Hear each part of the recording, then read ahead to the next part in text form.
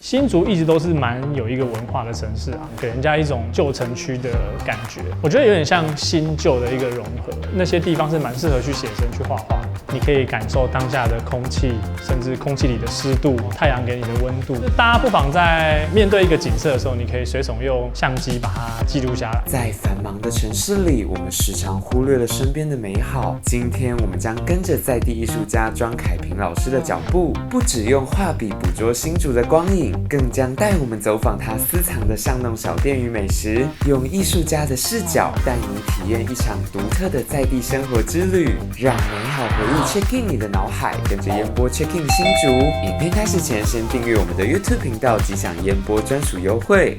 大家好，我是庄凯平，我是一个新竹在地的艺术家，同时也是一位美术老师。我是以西画就是水彩跟亚克力为主，所描绘的东西的话，就是新竹的一些城市街景。总共有2个系列，一个是微光城市系列，就是生长过程中看到的城市街景；另外一个话是夜游系列，就是透过拟人化的方式，让动物在夜晚里面散步。我觉得新竹它介于台湾算是一个比较中间速度的城市，但我自己从小生活在那些竞争压力啊，然后快速的变迁让我蛮不能适应，所以我一直会觉得说，我自己的作品是要用慢的角度去切入，用高空俯瞰的方式，然后或者是用散步逛街的方式去描绘这些城市街景。看的过程中，可能你会去想说，这个角度我怎么没有看过？我要怎么样到达这个地方？对我来说，或是对观者来说，算是在这个嘈杂的环境中获得片刻的宁静。我觉得我们的市区长得蛮特别。早期的话是以一个新竹的东门城为核心，附近很多商家，然后它是一个放射状的圆环。以前那边有一个护城河的步道，那某一年的市长他把那边修建过后，那边就变得非常漂亮。那些地方是蛮适合去写生、去画画。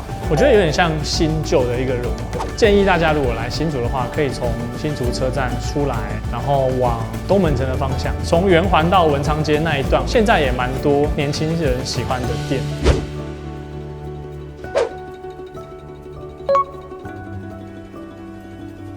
我觉得东门市场整个建筑的特色非常特别，它算是一个封闭式的，是一个正方形，然后店都围在里面的感觉。里面有些地方是照不到光，有些地方是照得到光。它现在1楼有蛮多铜板美食的小吃入驻这样，然后用一些比较新颖的装潢啊，年轻人喜欢的明亮的店面的方式，把一个老旧的市场注入了一些活力。我觉得东门市场很特别，是它有一个废弃的电梯，走到2楼以后再往上就有点像冒险的感觉，有点像是去一个很干净的废墟冒险的感觉。推荐的话，我觉得傍晚去，大概下午傍晚之后，东门市场就还蛮热闹。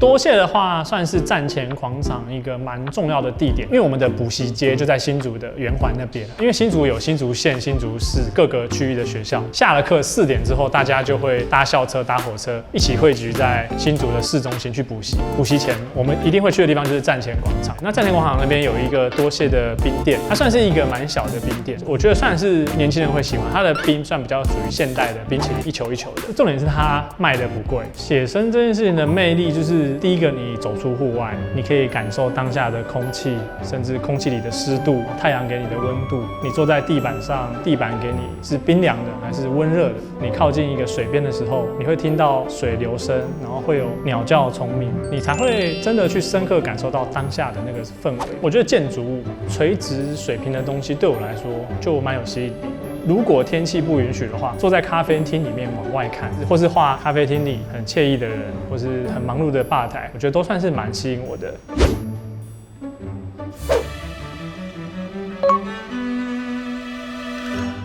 赤子咖啡算是，如果新竹在地的年轻人都会知道，它是一个老屋改造的咖啡厅。它在一个非常不起眼的地方，就是你第一次去的时候，你就会觉得怎么会有人把咖啡厅开在这边？里面有蛮多复古的摆设，像仿旧的一些家具物件，不止你可以喝饮料，同时也有一些文创商品的寄卖。它在3楼有一个小小的展厅，你可以去看一下当下他们一些布展。这样，我蛮喜欢看着窗户外面的东西，就是只要有玻璃窗，我就会稍微观察一下。为了通勤要搭火车，也会蛮喜欢坐在靠窗的位置，看这些风景，看这些城市的景色。对我来说，算是一个片刻的宁静。大家不妨在面对一个景色的时候，你可以随手用相机把它记录下来，不见得是画画，或者是用你觉得可以记录它的方式，用文字都可以去记录当下的感受。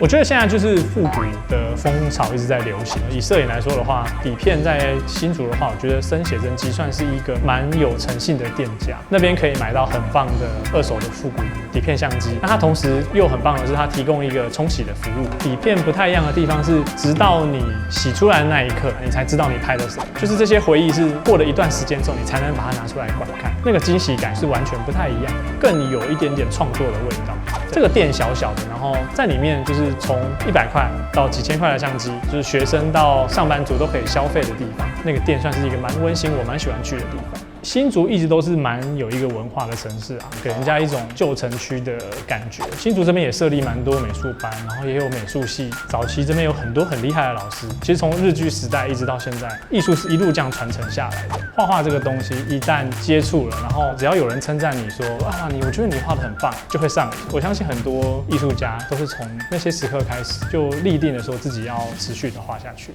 会蛮希望说，在升学很辛苦的路上，还是可以让学生不要对画画的兴趣被磨平。也有像单纯兴趣的成人，我觉得这些已经在工作的族群，他们可能每天上班啊，压力蛮大的。我觉得他们的目标很简单，就是放慢自己的脚步。因为画画这件事情，从观察到操作到完成作品，算是一个蛮慢的阶段，一步一步一脚印的画属于自己的东西。那在我自己工作就是群星画室这附近啊，其实这整条街有蛮多大大小小的吃的店。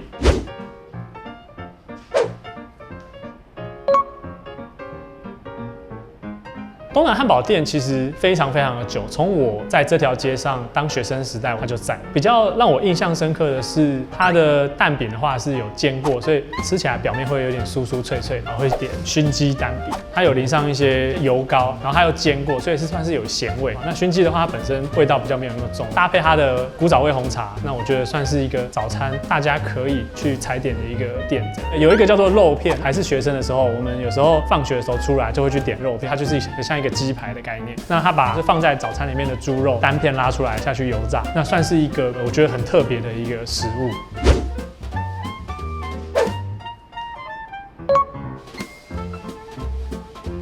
阿婆干面的话，我特别推荐它的米粉，它的米粉是细的米粉，我觉得算新竹才吃得到细的米粉。它就是用简单的配料，然后用自己熬的高汤所做出来的汤的意面。它非常特别，是它可以加料。我们去点，我们通常会点干意面加3样，那3样的话分别就是贡丸、蛋，然后跟它的馄饨，点起来大概100块以内，然后又可以吃到3样料，它又有豆芽菜。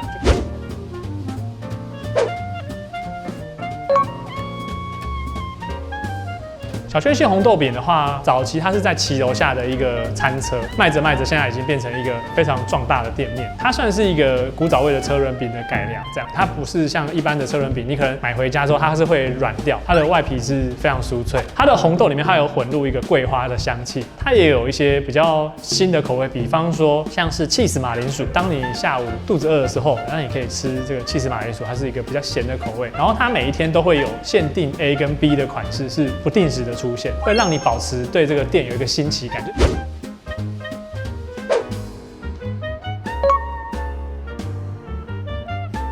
丽香冰店就是它是用自己有机器去生产这个古早味的冰棒，非常的便宜，铜板价，它有非常多口味。你如果有路过的话，它可以买单支，那你也可以买很多支，然后冰在家里的冰箱里面。我自己喜欢花生跟红豆吧，算是它一个古早味的招牌。那它现在有很多新的口味，就是新竹蛮多在地人应该小时候的一个回忆。当初从街景的写生，然后到决定要画微光城市，这中间其实有一点点的转换，就是有加入部分对城市的想象。一开始会比较像是面对素材，然后就直接创作。那到后来可能会想说偏暗一点点，或是把中间的某一个区块变得亮一点点。微光其实不见得是实际上风景看到的光，我觉得是大家心里的光。这个光在每个人的定义下不太一样，也许是你阶段性的目标，也许是你心里的净土。新竹在大家的印象中可能是一个科技的城市，实际走访的话会发现，其实新竹很像一个小小的迷宫。你可以在旧城区里面穿梭，然后发现一些很特别的商家、道地的美食，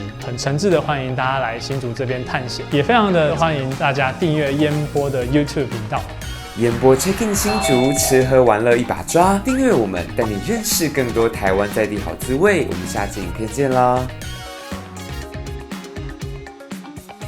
整个用餐的环境非常的不错，墙壁上有搭配一些莫内的作品，座位区也非常的舒适。这些菜色不止吃起来非常的美味之外，就连视觉上看起来也都美味可口。那我自己的话，我会偏爱里面的天使红虾，我觉得吃起来的话非常的饱满，然后非常的肥美，然后食材也很新鲜。那再来的话是非常喜欢甜点，红豆抹茶奶酪，吃起来非常的清爽，因为它是非常的轻盈，是淡淡的香味，抹茶香，然后鲜奶的香气，非常适合就是在前面吃了很多大鱼大肉之后做搭配。非常欢迎大家来新竹玩的时候，可以来这边的烟波饭店莫内享宴餐厅来用餐，非常的不错哦。